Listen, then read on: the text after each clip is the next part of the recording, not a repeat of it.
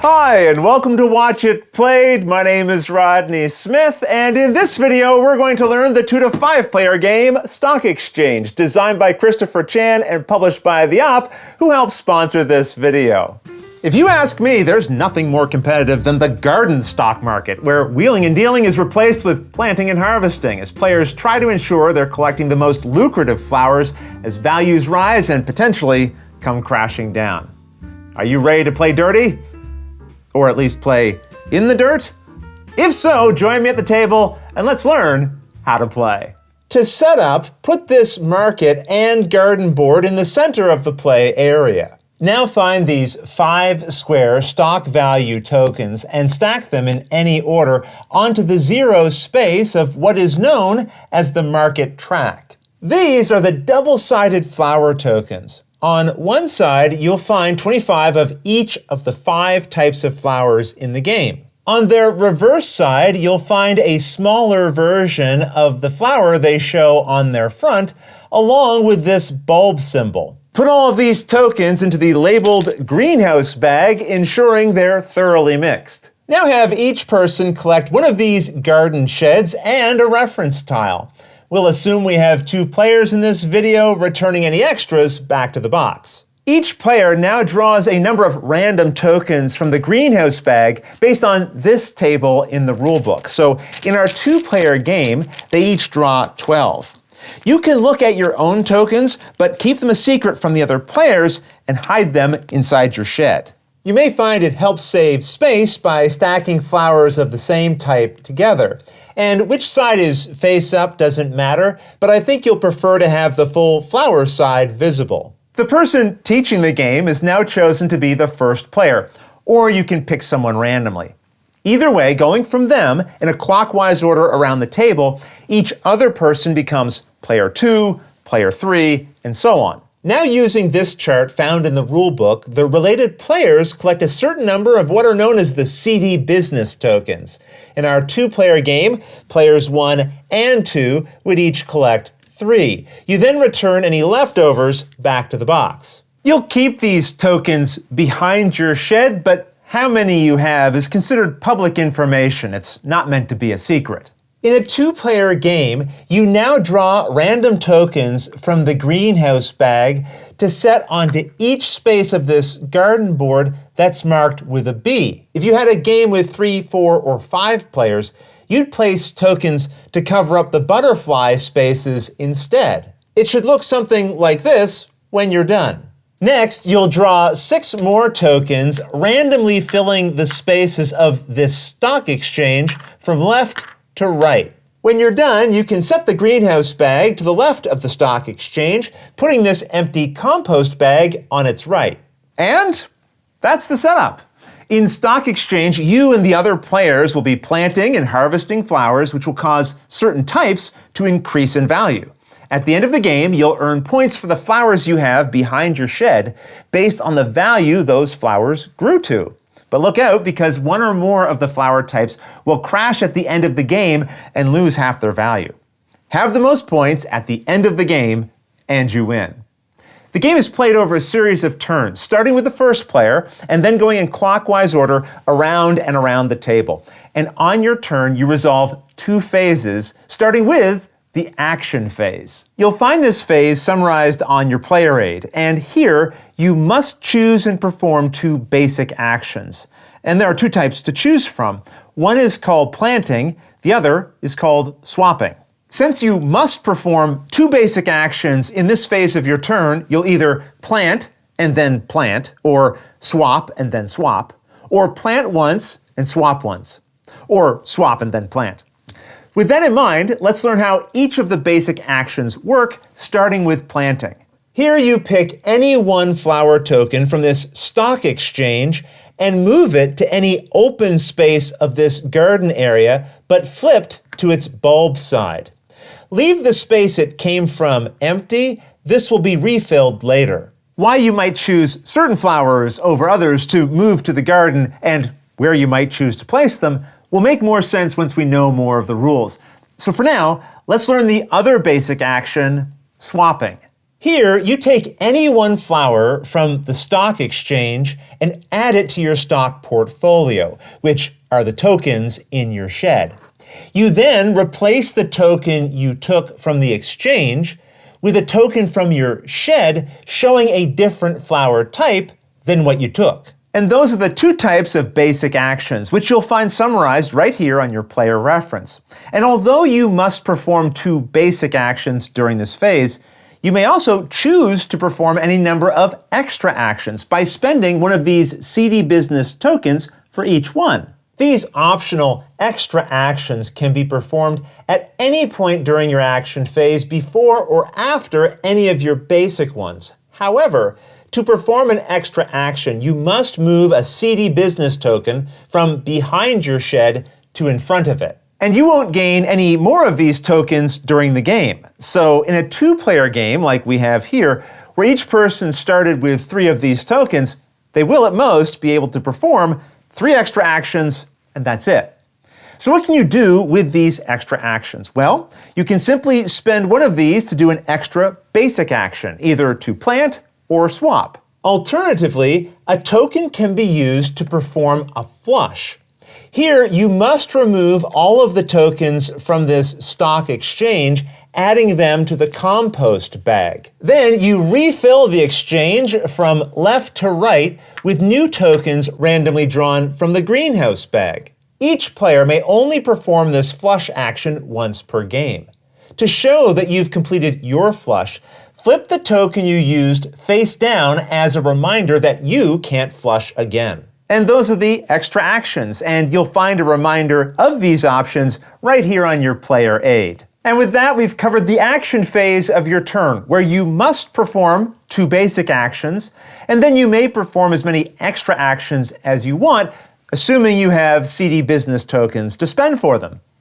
Once your action phase is over, you then go to your Upkeep phase, which you'll find summarized on the back of your player reference. This has 4 steps, and while you'll always perform step 4, steps 1, 2, and 3 you'll only perform if the current situation in the game requires them. To illustrate this, I'm going to set up some examples on the garden board like you might see later in the game. The first step of the Upkeep phase is to come here to the garden and check to see if there are any flower groups fully surrounded by tokens of a different type. A flower group is 1 or more flower tokens of the same type that are adjacent to each other. So here we have a group of 3 flowers. Here's a group of 2, 2 more, 3 more over here. And you can think of each of these as their own groups of 1. Tokens showing their bulb side are never considered part of a group. Now, if a group is surrounded on all of its sides by tokens from 1 or more other types of flowers, any types of bulbs, and or the edge of the garden itself, then the surrounded token group must be harvested. In fact, any and all groups that are currently surrounded in this way are harvested at the same time. But just remember, tokens showing their bulb side are never harvested because they aren't flowers yet. But they will always count as helping to surround flowers, even if they show a small version of a flower type they're adjacent to that is about to be harvested. In other words, this group of 2 purple Globemaster flowers is counted as fully surrounded, even though one of the surrounding tokens is a bulb showing a small purple Globemaster flower. So, to resolve the harvest step in a case like this, we see this group is surrounded on all sides by other types of tokens. So are these, even though they are surrounded in part by a group that is also surrounded. Again, you assess each group separately, but then you'll harvest them all at the same time. That means that all 5 of these tokens will be harvested. This group is not fully surrounded since there's an empty space here, so it won't be harvested.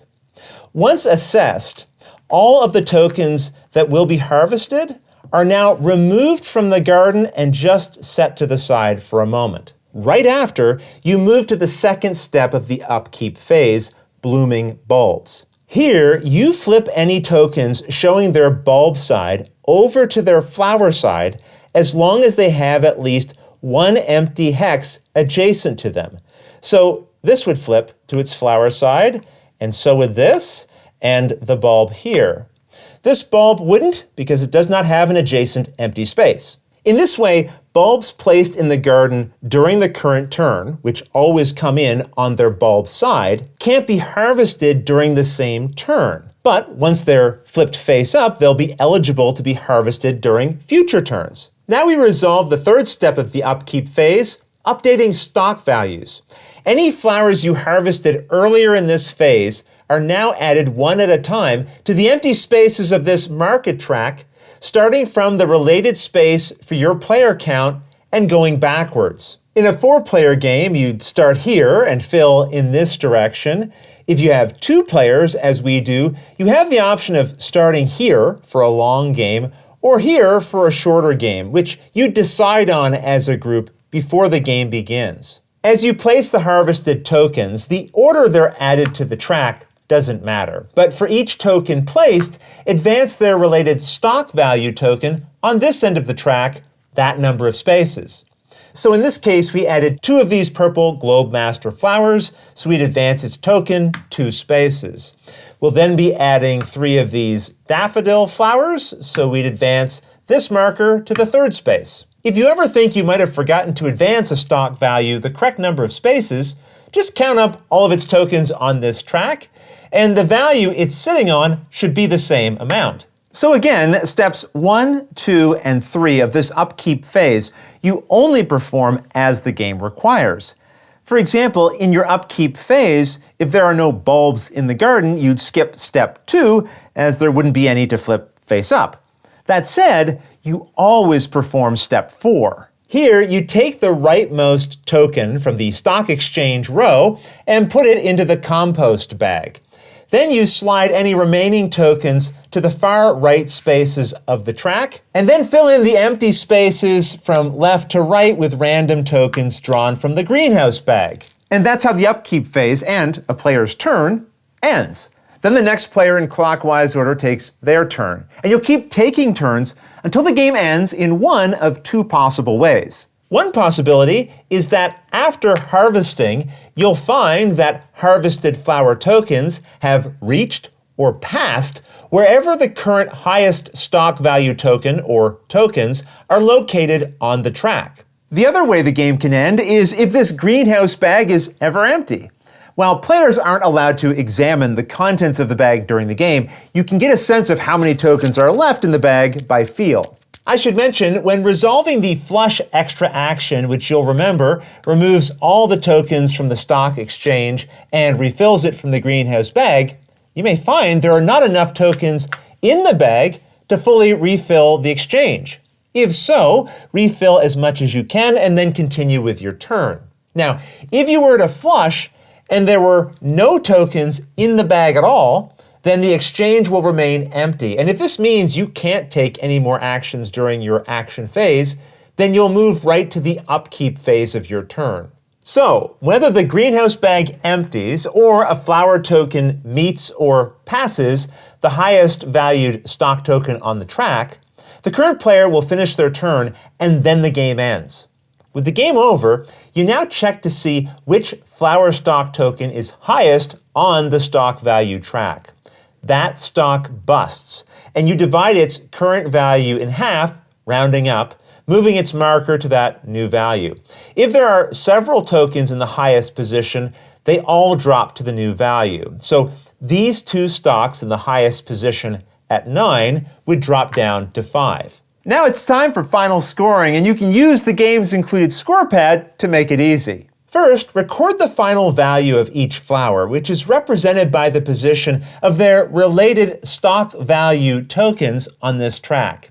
In our case, these were the values, so those are the numbers I recorded into each of these spaces. Then each person reveals the tokens behind their own shed, ensuring they're all flowers side up if they aren't already, and recording how many of each they have in the column under their name here. At the end of the game, you'll always have the same number of tokens in your shed as was first put there during the setup, but their variety has likely changed. You then multiply the number of flower tokens you had for each type against their final stock value, which in my case provided these values, which were then totaled to create my final score here at the bottom. Players compare their final scores, and the person with the most points wins. In the case of a tie, like we have here, you check to see which flower or flowers had the highest stock value. The tied player who had the most of that flower in their shed wins. If there's still a tie, then the tied players compare the next most valuable flower. In this case, it's a tie between these two. So we'd compare how many we have of both types altogether. If it was still a tie, you'd go to the next highest valued flower, compare those, and so on. If that doesn't break the tie, then the tied players share the victory. And those are all the rules for Stalk Exchange, which you'll also find summarized here on the back of the rulebook. That said, if you have any questions about anything you saw here, feel free to put them in the comments below, and I'll gladly answer them as soon as I get a chance. You'll also find forums for discussion, pictures, other videos, and lots more over on the games page at Board Game Geek, and I'll put a link to that in the description below. And if you found this video helpful, please consider giving it a like, subscribing, and clicking that little bell icon so you get notification anytime we post a new video. And if you'd like to support us directly, you can join our Patreon team, which I'll have linked below. But until next time, thanks for watching.